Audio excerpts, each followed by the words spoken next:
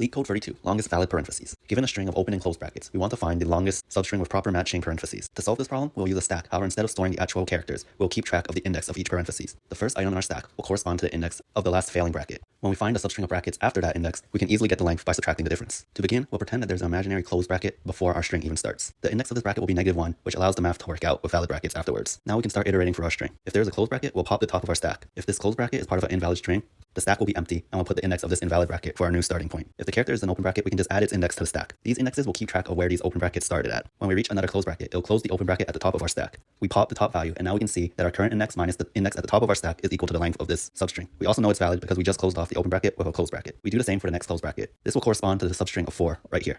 Once we reach the next closed bracket, we see it's invalid. We set 5 as our new starting point because any valid parentheses substring will not include the previous brackets before. Once we reach the end of the string, we can return the maximum value we found for the valid parentheses.